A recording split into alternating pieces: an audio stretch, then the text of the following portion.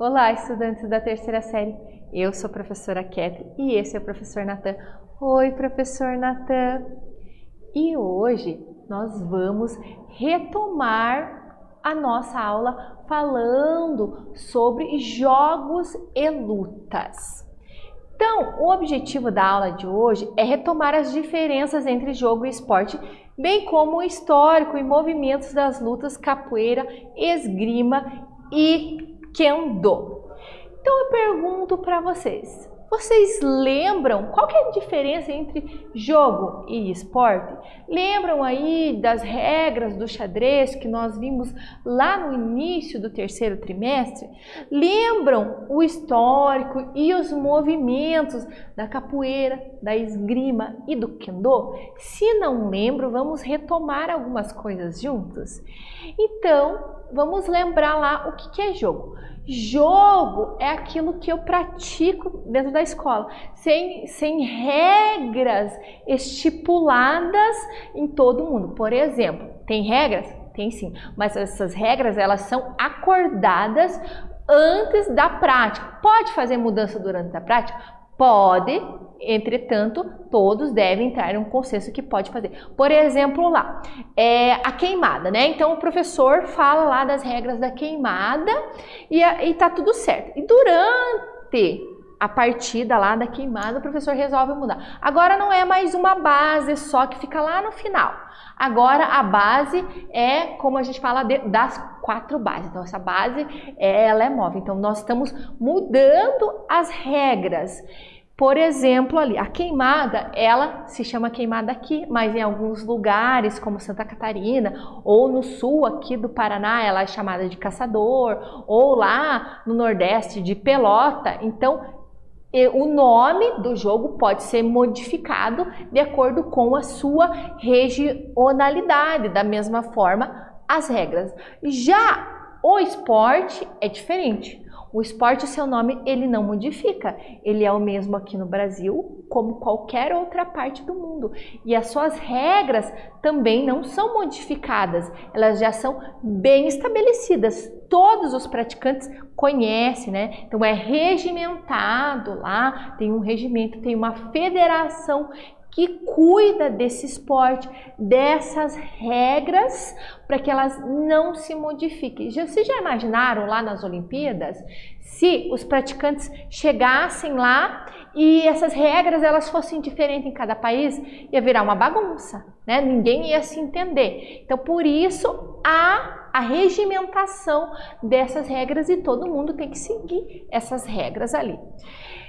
E lembrando lá como a nossa retomada é sobre jogos e lutas, nós vamos lembrar lá do conceito de lutas. Então, a luta nada mais é que um embate entre 2 oponentes. Então, você não pode fazer uma luta ali, uma competição de luta sozinho. Você pode fazer uma demonstração de golpes, mas o ato de lutar é apenas com 2 pessoas ou até mais. E aí a gente vai lembrar a dimensão dos esportes. Lembrando que, então, a gente tem que os esportes são definidos de acordo com a relação de oposição entre os seus participantes. Então, nós temos os esportes que não interagem durante a competição e os esportes que interagem com os praticantes. Vamos dar um exemplo ali. Quando que eu interajo com o meu oponente? Por exemplo, ali no futebol, eu estou interagindo com o meu adversário, porque eu preciso da ação dele para que eu tenha uma reação ali. Então, esses são considerados esportes com interação. Você depende do outro ali para que você pratique a sua ação. Já os esportes sem interação, então você disputa ele de forma individual. Então você não depende do outro, você depende exclusivamente das suas capacidades físicas, daquilo que você treinou, daquilo que você organizou antes da competição e até mesmo organizou mentalmente antes da execução. E no final dessa competição, vai sair uma nota ali e vão se classificar essas melhores notas ali. E aí a gente tem também as subdivisões por categorias dos esportes com interação e dos esportes sem interação. Então, com interação, ali é de acordo com o princípio tático do jogo, né? Nós temos os esportes de invasão, que são aqueles esportes que eu invado o campo de defesa do meu adversário, como por exemplo vôlei, handball, basquetebol. Então todos esses esportes que vocês pensam que invadam o campo adversário estão dentro da categoria esportes de invasão. E aí nós temos os jogos de rede divisória ou parede de combate. Então todos aqueles esportes que tem uma rede dividindo o seu campo, vamos aí, tênis de campo, tênis de mesa que a gente chama de ping-pong, né? Vôleibol, badminton, agora esportes de paredes, raquetebol, squash, né? Todos são esportes ali com parede. E aí a gente também tem nos esportes coletivos os esportes de campo ou taco. Vamos citar um exemplo. Que esporte que utiliza taco? Beisebol, bats, né? Entre pelota basca. Então, esses são esportes que utilizam ali campo e taco.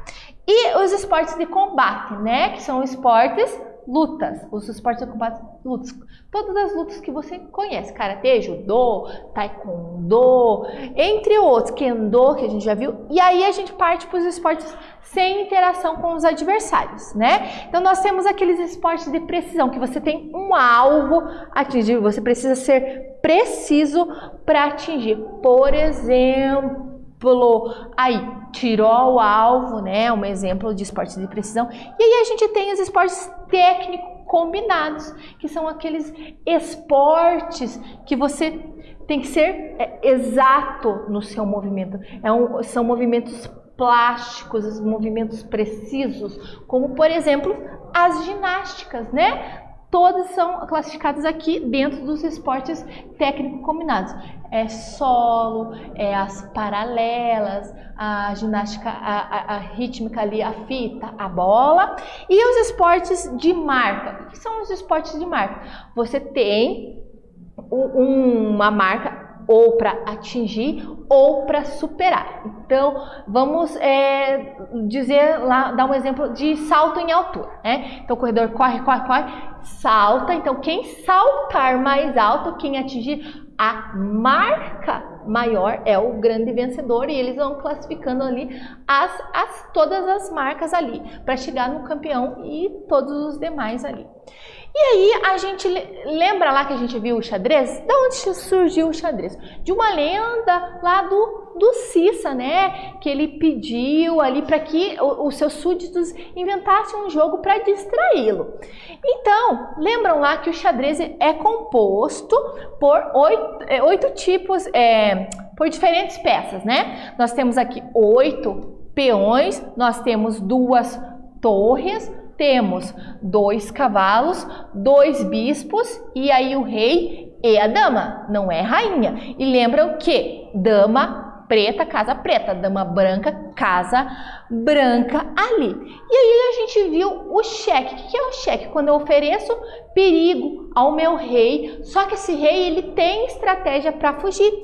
Já o checkmate, eu ofereço perigo para o rei e o rei não tem para onde se movimentar, então acaba a partida. Então o objetivo do xadrez não é capturar as peças, e sim capturar o rei. Você pode não ter ganhado nenhuma peça, mas se você fez checkmate, se você fizer checkmate, você ganha a partida, porque o objetivo é ganhar o rei. E aí nós temos o roque curto e o roque longo. Lembram lá o que é o roque? Então é a movimentação entre o rei e a torre. Entretanto, as peças que estiverem entre eles não devem estar aqui, devem ter sido movimentadas.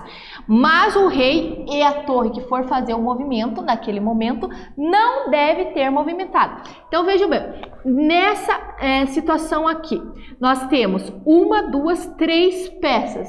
Quando tiver 3, que é a dama, o bispo e o cavalo, nós chamamos de roque longo. Já Nesta outra situação aqui nós temos apenas o bispo e o cavalo, 2 peças. Então temos um menor número de peças, é o que a gente chama de roque curto. E como que esse rei se movimenta? Nessa situação apenas o rei ele vai se movimentar 2 casas, porque o rei se movimenta uma casa, né? Então ele vai andar 2 casas, vai aqui na casa G1 e essa torre ela vai passar para frente aqui, vindo aqui na F1, né? Lembram lá que a movimentação dos peões, todos os peões podem na sua primeira ocasião, né, na sua primeira jogada, andar até 2 peças, mas eles podem andar uma, mas eles só capturam na diagonal. Já a torre, ela anda quantas casas quiser para frente e para o lado. Já o cavalo, ele anda em L, ou seja, 2 casas para frente e uma para o lado. Sempre pense assim, ó, 2 casas para frente e uma para o lado. 2 casas para frente e uma para o lado. Bispo, nós temos 2, um bispo da casa branca e outro bispo da casa preta. Então ele sempre vai andar na diagonal, quantas casas quiser. Já a nossa dama anda quantas casas quiser em qualquer direção. Então anda na diagonal, anda para frente, anda para o lado. Entretanto, numa mesma jogada, ela só pode fazer a mesma direção. Não pode, de repente, estou na diagonal e aí eu já venho para o lado. Isso não pode acontecer. Sempre a mesma direção. Rei, como eu falei, uma casa em qualquer direção ali. Tudo que fugir dessas regras que a professora falou é o que a gente chama de jogadas irregulares. Se você fizer 3 jogadas irregulares, você perde a partida por jogadas irregulares. Então não é infinitas jogadas que você pode fazer ali. E agora a gente vai fazer juntos o exercício de número 1. Sobre o xadrez, considerando os aspectos históricos, os movimentos e suas particularidades, desenvolva um mapa conceitual a respeito do tema xadrez. Então faça o seu mapa, lembre do que a professora explicou, do seu conhecimento e aplique agora. Nós voltamos em sequência.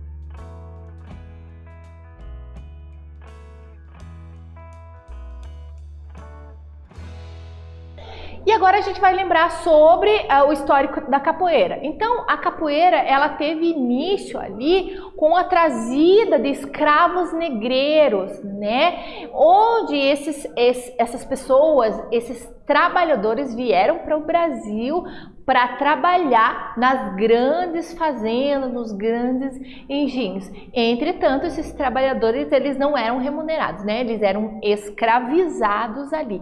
E eles começaram a desenvolver uma prática corporal ali para se defender dos seus opressores ali. E então surgiu a capoeira. Então eles começaram a praticar dentro dos navios negreiros e quando chegaram aqui no Brasil, começaram a desenvolver outros tipos de prática. Lembrando que dentro dos navios, eles ficavam presos lá nos porões. E os porões, eles eram baixos, né? Então toda a prática que eles fizessem ali dentro, eram todos meio que agachados ali para desenvolver essa prática ali.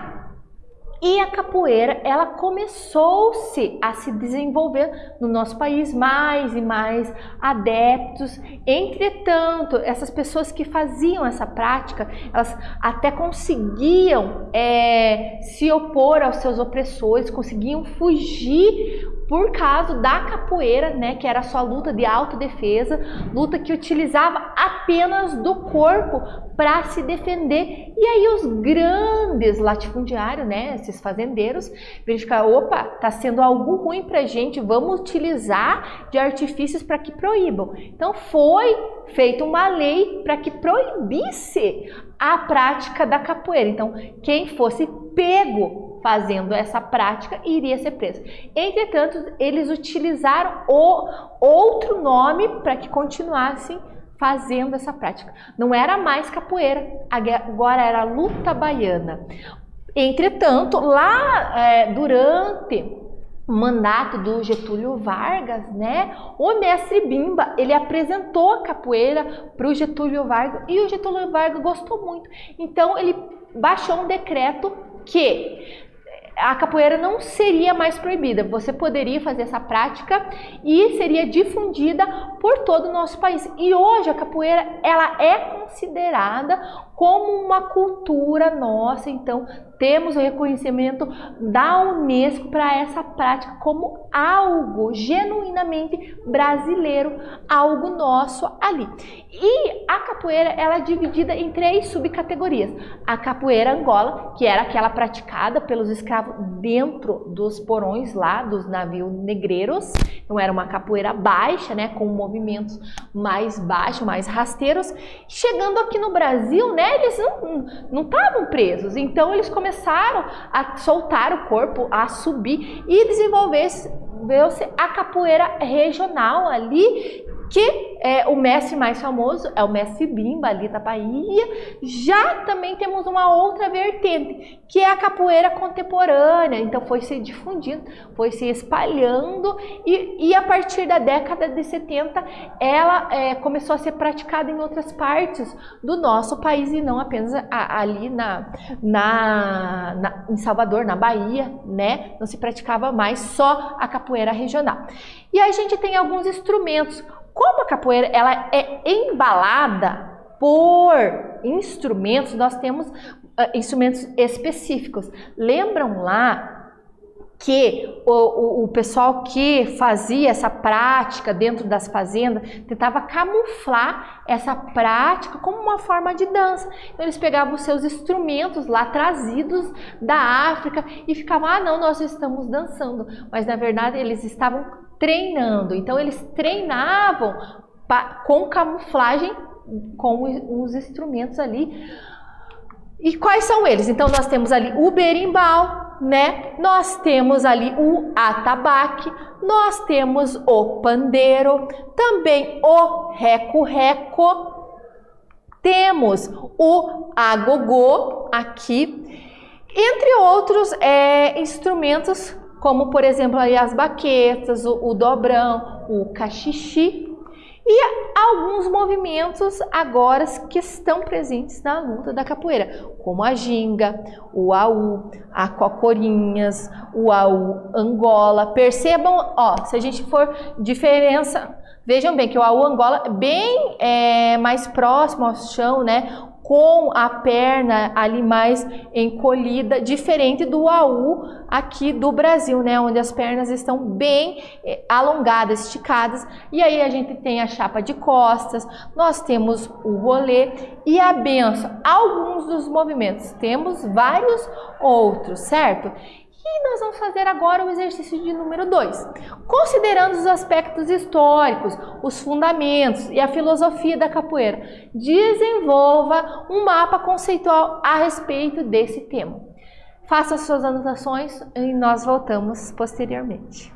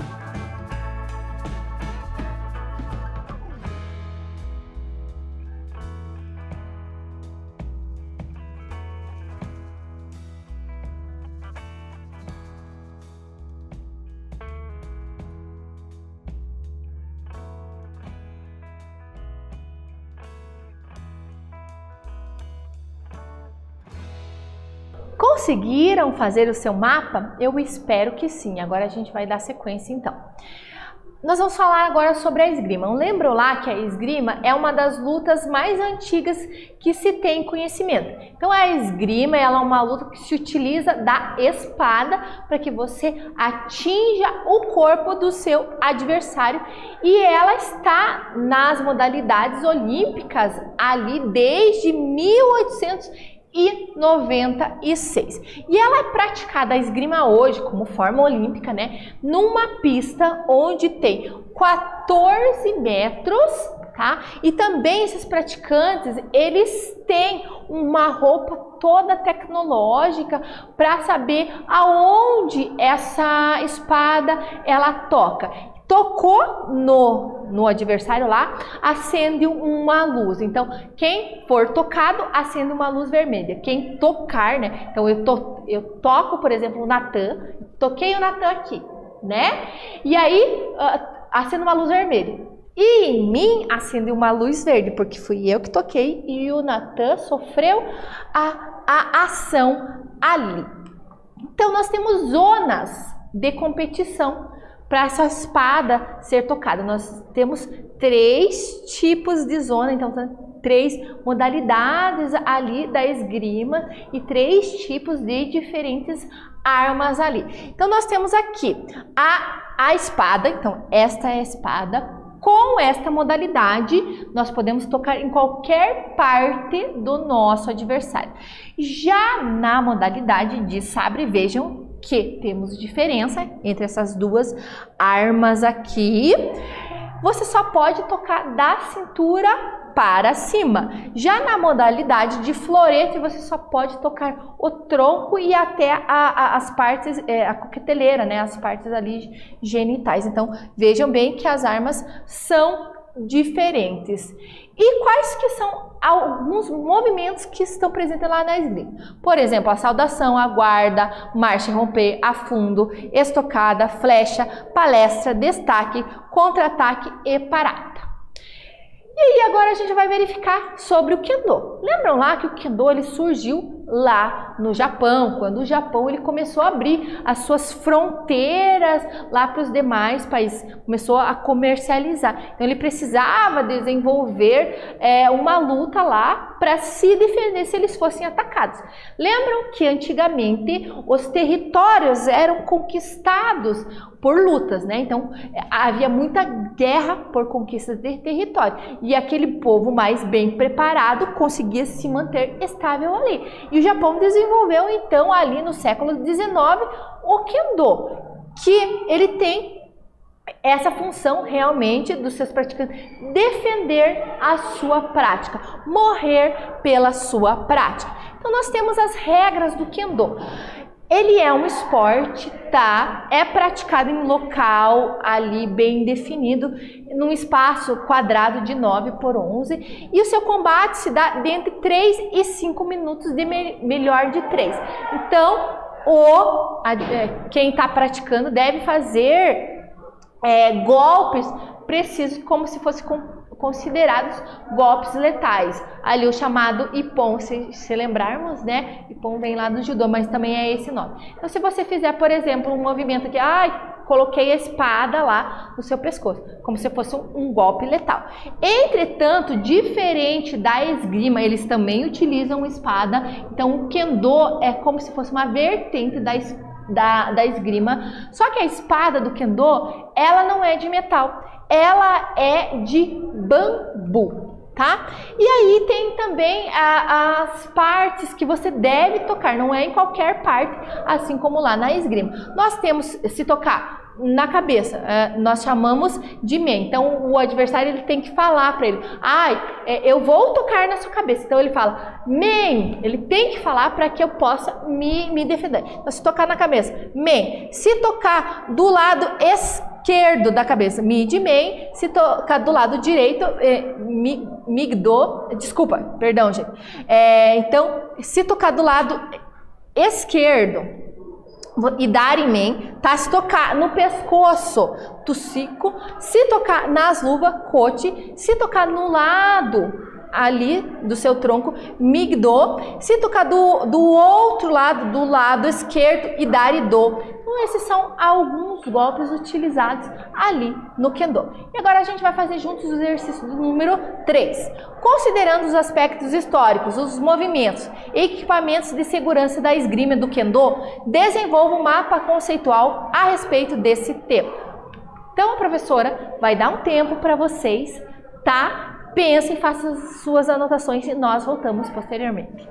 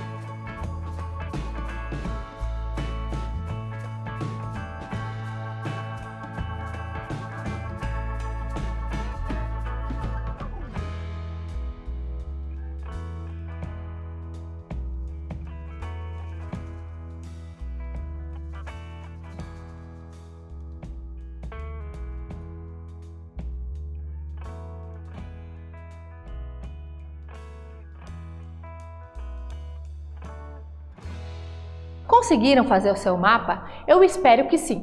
Então nós vimos na aula de hoje a diferença entre jogo e esporte, a origem e movimentação das peças de xadrez, surgimento e movimentos da capoeira, histórico e especificidade da esgrima e do Kendo. Então na aula de hoje nós retomamos o conhecimento sobre jogos e lutas. Espero que vocês tenham gostado. Os vejo em breve.